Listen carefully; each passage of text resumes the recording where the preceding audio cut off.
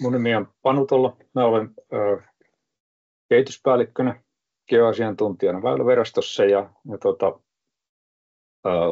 olen alalla ollut kohta 40 vuotta Väylävirastossa, viimeiset 12 vuotta sitä ennen pitkään Destiassa ja sen osaomistusyhtiö Finroadissa vähän eri puolillakin maailmaa. Paljon olen tehnyt urani aikana infraan liittyviä töitä, mutta talonrakennus tai satamat, kaivoksetkaan ei ole jäänyt ihan vieraaksi. Tämän esityksen otsikoksi valitsin vähän toteamuksen, että väyläinfra tehdään geoteknisille rakenteille. Se on ehkä semmoinen vähän vähemmän tiedostettu asia. Kaikki se, minkä päälle rautatiekiskat, asfaltti tai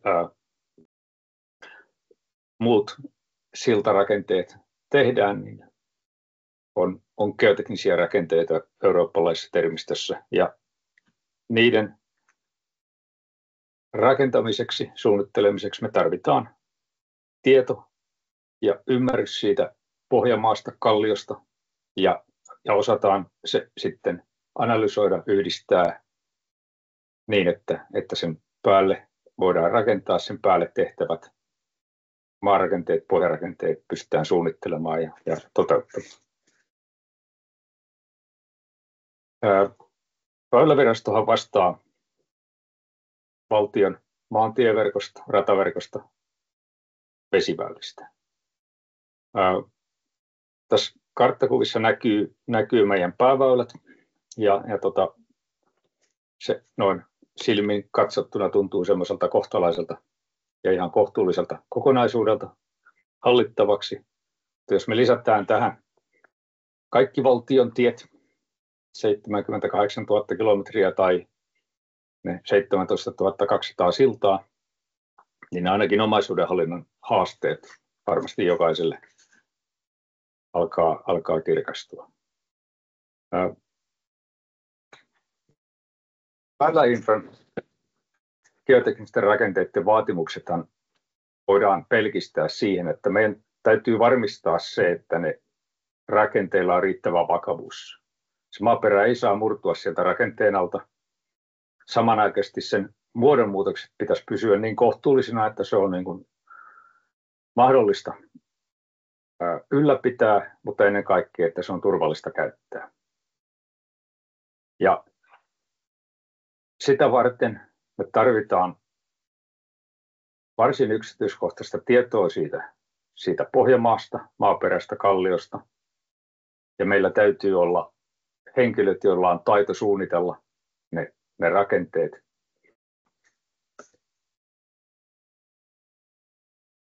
Mitä se tarkoittaa, että meidän pitää tuntea se pohjamaa? Joudutaan uusimaan 60-luvun alussa rakennettu ratasilta, joka on huonossa kunnossa, joka alkaa olla monella tapaa jonkunasteinen riski, että sen ylläpito ei pysy enää hallussa. Me joudutaan selvittämään pohjamaa sen alta. Tuo sillan pituus on semmoinen reilu 100 metriä. Me tarvitaan tieto tuosta pohjamaasta tuonne kallioon asti, joka tällä siltapaikalla on tuolla 45-60 metrin syvyydessä. Ja jos me käytetään paalutyyppejä, jotka tukeutuu sitten tuonne kallioon, niin me tarvitaan tieto myöskin siitä kallion rakenteesta. Ja samanaikaisesti meidän pitää hallita se, että tuo vanha silta kestää ne lisärasitukset, joita tuon rakentamista seuraa.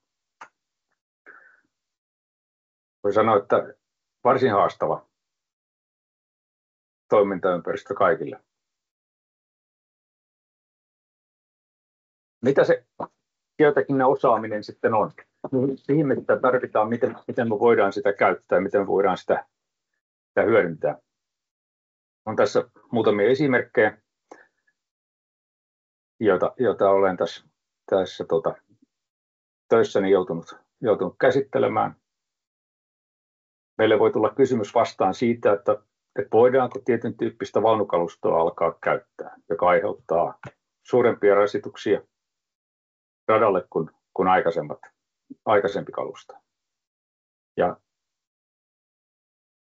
tässä tapauksessa oli vielä kysymys rataosasta, jonka vakavuus tiedettiin, että se on kriittinen. Se on juuri ja juuri tyydyttävä tai se on niillä rajoilla, että sitä pitää lähteä joka tapauksessa vahvistamaan.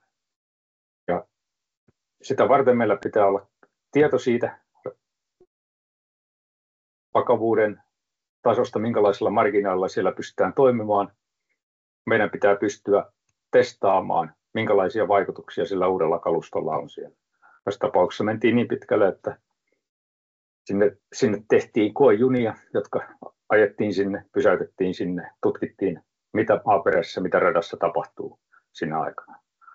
Tämä tutkimus tehtiin muun muassa yhteistyössä Tampereen teknillisen yliopiston kanssa.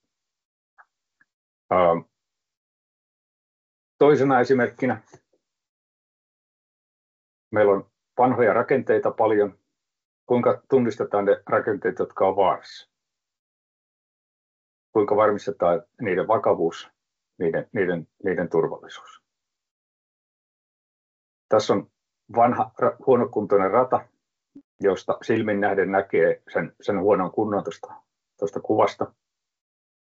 Tehdään systemaattista työtä, jolla me pyritään identifioimaan ne kohdat meidän verkolla, jossa tämä vakavuus ei ole ehkä tyydyttävä tai siellä tapahtuu koko ajan muodonmuutoksia. Me asetetaan niitä seurantaa, jos ne todetaan sillä tavoin kriittiseksi. Ja sitten tuosta oikeasta yläkulmasta näkyy, niin tuo koko rata Pohjanmaan mukana pyrkii sortumaan tuonne vasemmalle tai vähintään liikkumaan. Me seurattiin pitkään, se odotti, että siihen päästäisiin rakentamaan se. Ja sitten vuonna 2023 todettiin, että se liike alkaa kiihtyä. Se alkaa nopeutua ja sen jälkeen koko ratapengertä tässä kohteessa, joka on semmoinen 300 metriä pitkä, lähdettiin tukemaan kallion ankkuroidulla teräsponttiseinällä, jota parhaillaan rakennetaan siellä työmaalla. Routa. Meillä oli Suomessa on ollut aika lauheita talvia ja viimeksi kohta 15 vuotta sitten meillä oli peräkkäin oikeastaan 3 talvea, jolloin pakkasmäärät oli korkeita ja noissa vasemmanpuolisissa kartoissa näkyy, minkälaisia seurauksia siitä syntyi. Eli routavauriopaikkoja tuli rataverkolle paljon. Se aiheutti sen, että siellä tuli nopeusrajoituksia. Nämä nopeusrajoitusten seurauksena ei ole paikallisia nopeusrajoituksia pelkästään, vaan aiheuttaa sen, että koko verkon liikenne alkaa häiriintyä. Siellä on verkolla erinopeuksisia junia. Niiden aikataulut on sovitettu niin, että kaikki pystyy kulkemaan matkustajaliikenne kaikkein sujuvammin. Ja sen jälkeen, kun sinne alkaa ilmestyä nopeusrajoituksia, niin tämä systeemi alkaa sakata. Miksi meillä on tämmöisiä ratoja? Suomen rautateiden rakentaminen alkoi 1857 ja sitten silloinen suurruhtinaskunta ja itsenäinen Suomi teki aikamoisen infrarakentamisen suorituksen. Vajassa 80 vuodessa rakennettiin 5500 kilometriä ratoja Suomeen. Niistä 1000 kilometriä menetettiin Neuvostoliitolla toisessa maailmansodassa, mutta edelleen meidän rataverkosta on iso osa näitä vanhoja ratoja, joita on sitten korjattu. Niitä on yritetty parantaa rakentamalla päälle uusia rakenteita ja ne vanhat rakenteet vaan valitettavasti sieltä kummittelee. Ei tiepuoli kauhean paljon parempi ole, mutta siellä niitä rakenteita on uusittu jo pidemmän aikaa, mutta rataverkolla näitä vanhoja rakenteita tulee vastaan ihan koko ajan.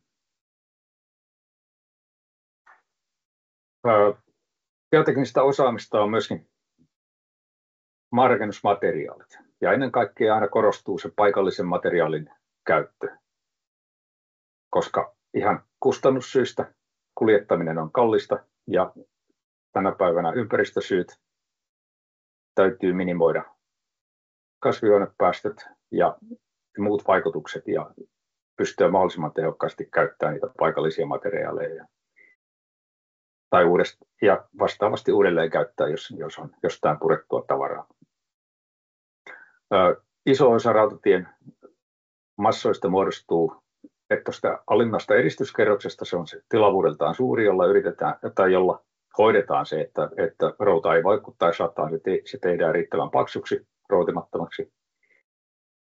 Mutta materiaali saattaa laatuvaatimuksen täyttymistä huolimatta osoittautuu ongelmalliseksi, niin kuin kävi isolla kehityshankkeella tuolla Lappeenranta-Imatra suunnalla muutama vuosi sitten. Ja siinä kohtaa meillä todettiin, että se materiaali, mitä siitä paikallisesti oli saatavissa, se ei tiivistynyt, se ei kantanut enää riittävän hyvin ja jouduttiin käynnistämään iso selvitys todella nopeasti.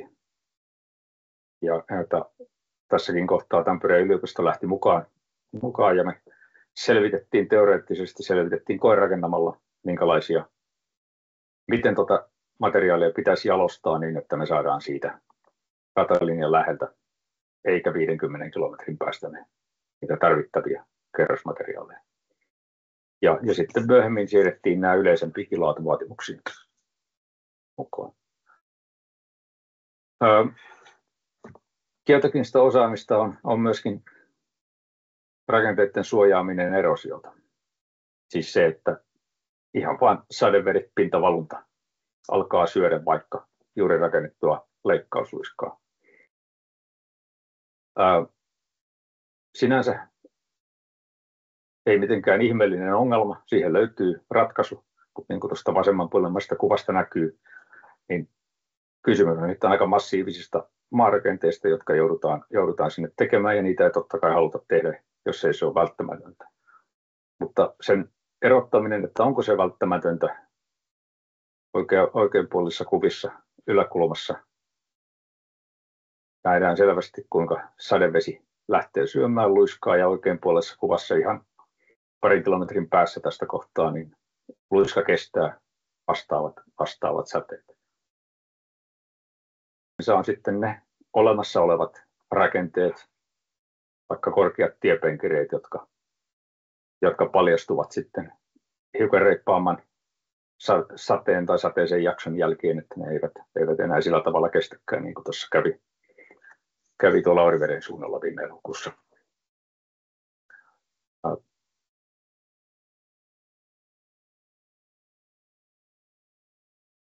Toinen tai vähän samaan kategoriaan kuuluva asia on liikenneväylien rakenteiden kuivatus tässä muuttuvassa ympäristössä, missä eletään. Se varsinainen kuivatusrakenteiden suunnittelu sinne rata-alueelle, tiealueelle, joka on sitä valtion omistamaa maata, sitä väylää varten, se meiltä onnistuu vielä kohtuullisesti, mutta sitten me törmätään näihin tilanteisiin, jossa se ympäristön kuivatus ei enää tänä päivänä toimikaan, ja seuraukset voi olla hyvinkin raflaavia. Meille siitä se muodostuu myöskin sen takia haasteeksi, että tavallaan Väyläviraston hankkeessa ei voida puuttua siihen, että miten kuivatus siellä ympäristössä on hoidettu, vaan se on sitten muiden viranomaisten ja kuntien asia pitää siitä huolta. Varmasti kysymys, joka tulee toistumaan enemmän kuin aikaisemmin.